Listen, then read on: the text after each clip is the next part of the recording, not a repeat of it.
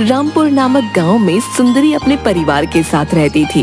उसके परिवार में उसका पति भीखू और बेटा अंकित और बेटी प्रिया है। सुंदरी और भीखू दोनों बहुत गरीब थे।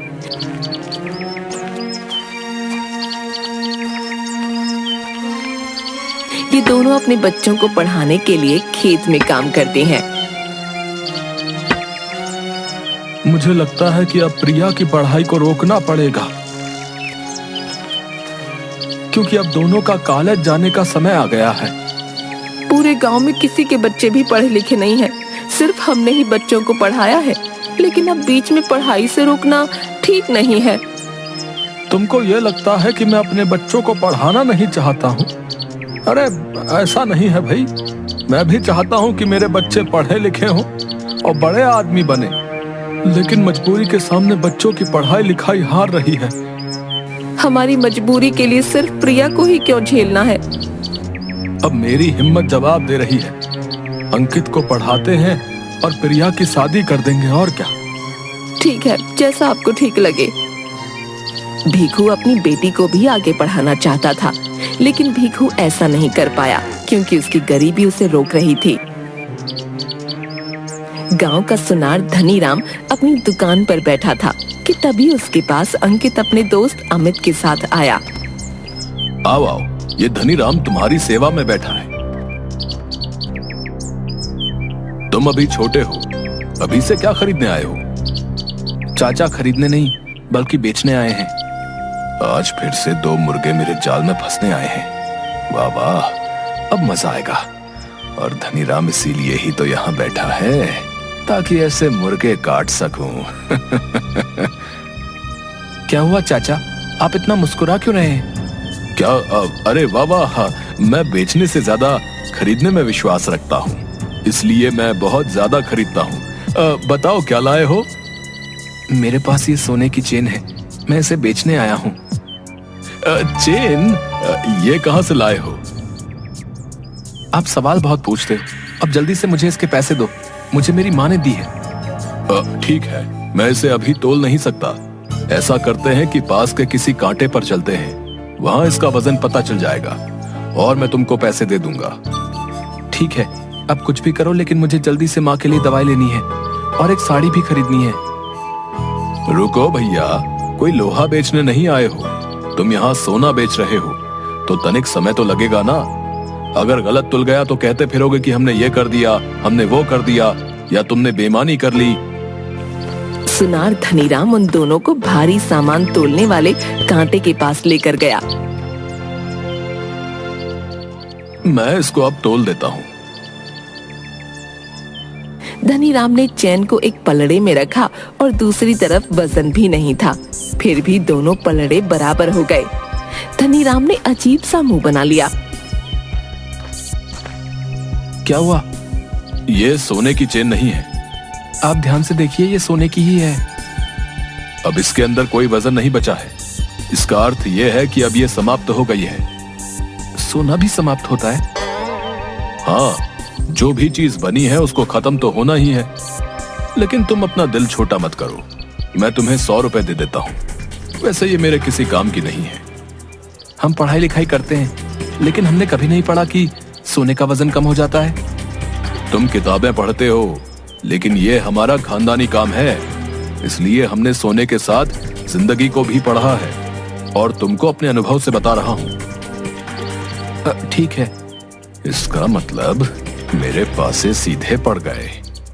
बेचारे मेरे काबू में आ ही गए। धनीराम ने 25,000 का माल 100 रुपए में खरीद लिया। अंकित और अमित दोनों दुखी मन से घर चले गए, लेकिन अंकित इस बारे में बहुत ज्यादा सोच रहा था। पिताजी, वो सोने की चेन जो सुनार को बेचने के लिए दी थी, उसका तो सोना खत्म हो गया है। सुनार ने उसके ये 100 रुपए दिए हैं। क्या? वो बेईमान धनीराम पूरी सोने की चेन ठग गया। इससे सारे गांव वाले परेशान हैं। चलिए पिताजी, पुलिस को बुलाते हैं, उन्हें सब बता देंगे। नहीं बेटा, इससे पहले कई लोगों ने शिकायत की, लेकिन बिना सबूत के कोई फायदा नहीं। वो बेईमान धनीराम बच निकलता है। इसको कभी ना कभी तो सबक सिखाऊंगा।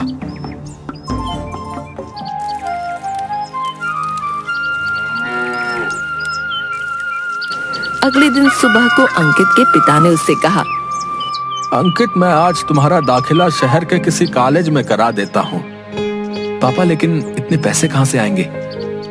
तुम्हारी माँ ने अपने सारे गहने धनीराम के पास गिरवी रख दिए हैं। जब तुम पढ़ाई कर लोगे या हमारे पास पैसे हो जाएंगे, हम वो वापस लाकर प्रिया की शादी करा देंगे। लेकिन पापा, वो बेईमान है और आपने माँ के गहने। बेटा, कोई और चारा नहीं था। तुम पढ़ाई पर ध्यान देना, इसके अलावा तुम्हें कुछ भी नहीं सोचना है। ठीक है माँ, लेकिन मैं ये कहना चाहता हूँ कि प्रिया को कॉलेज न सही तो कम से कम घर से पढ़ने दीजिए। ठीक है बेटा, जैसा तुम्हें ठीक लगे। अंकित शहर में पढ़ने चला गया।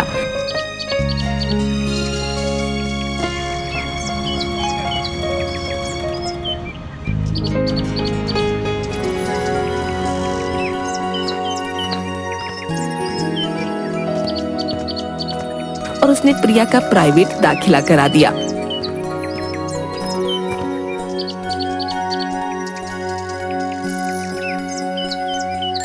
जब भी अंकित घर आता, प्रिया के लिए किताबें और पत्रिकाएं लेकर आता। प्रिया की तैयारी भी सही चल रही थी। कुछ साल बाद भीखू और सुंदरी खेत में काम कर रहे थे। हमारे पास कुछ पैसे आ गए हैं, अब हमें धनीराम से गहने छुड़ा लेने चाहिए। हाँ, हम आज ही धनीराम के पास चलते हैं, क्योंकि कुछ दिनों में प्रिया की शादी है। हाँ। धनीराम बहुत बेईमान आदमी है। अब उसकी बेईमानी के किस्से सब तरफ मशहूर हैं। मुझे तो बहुत चिंता हो रही है, कहीं वो हमारे गहने बदल कर नकली ना दे दे, क्योंकि गांव के बहुत लोगों के साथ वो ऐसा कर चुका है। तुम बेवजह ही इतना परेशान हो रही हो, वो हमारे साथ ऐसा नहीं करेगा। दोनों पति पत्नी अपना सारा काम खत्म करके धनीराम के पास गए।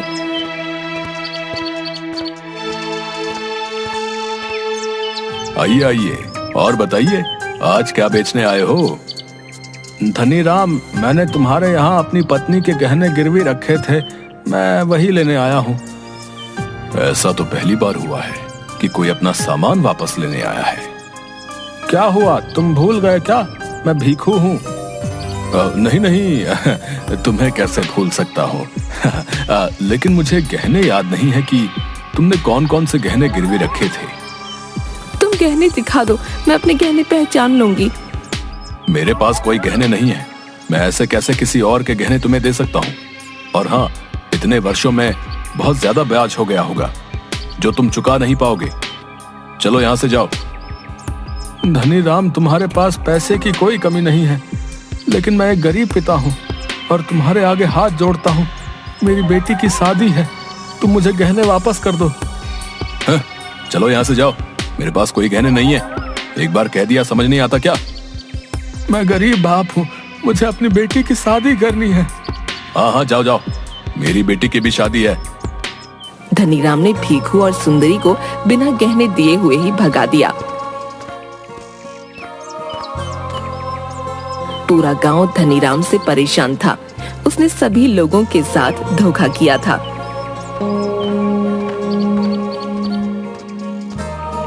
अब हम अपनी बिटिया की शादी कैसे करेंगे? कुछ समझ नहीं आ रहा। इस बेईमान सेठ को हम गरीबों को लूट कर क्या सुकून मिलता है। आप परेशान मत होइए, भगवान सब ठीक करेंगे। हमारा सही समय भी आएगा और इस सेठ को सबक भी मिलेगा। धनीराम अपनी बेटी के विवाह से एक दिन पहले सारे गांव को दावत पर बुलाता है। सभी लोग अमीरों की शादी देखने और अच्छा खाना खाने जाते हैं।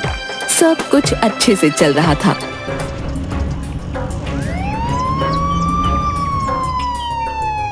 लेकिन तभी वहां 3 गाड़ियां आकर रुकी। सभी हैरान हो गए। कौन आया है? कौन है?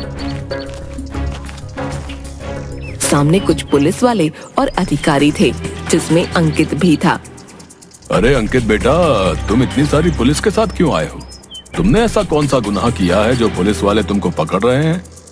धनीराम, अपनी जुबान संभाल कर बात कर और मुझे साहब कहकर बोल, क्योंकि मैं एक आयकर विभाग अधिकारी हूँ। क्या तुम ये सब? तूने मेरे बाप के साथ न जाने कितनों को ठगा है। मैं आज तेरा हिसाब करने आया हूँ। देखिए साहब, मेरी बेटी की शादी है, अभी ऐसा मत कीजिए। मैं तुमसे कोई निजी दुश्मनी नहीं निकाल रहा हूँ, बल्कि कानून के दायरे में तुमसे बात कर रहा हूँ। आज तुम्हारे सारे काले चिट्ठों का हिसाब होगा। मुझे माफ कर दीजिए, मैं तुम्हारे आगे हाथ जोड़ता हूँ। मैं तुम्हारे पैर पड़ता हूँ। मैं कुछ नहीं करूँगा, मैं सभी का धन वापस कर दूंगा। कोई भी उसकी बात नहीं सुनता।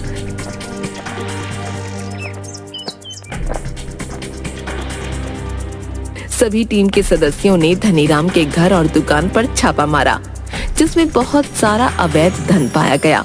गांव वालों का धन उन्हें लौटा दिया गया। अंकित ने धनीराम की बेटी की शादी कराई और फिर अपनी बहन की शादी भी धूमधाम से करा दी। धनीराम को सबक मिल चुका था। ये तो आपने सुना ही होगा, लेकिन जैसे हम दूसरों के साथ करते हैं, ऐसा हमें मिलता है। और सबसे जरूरी बात, शिक्षा बहुत महत्वपूर्ण है, क्योंकि कलम की ताकत से अन्याय को हराया जा सकता है।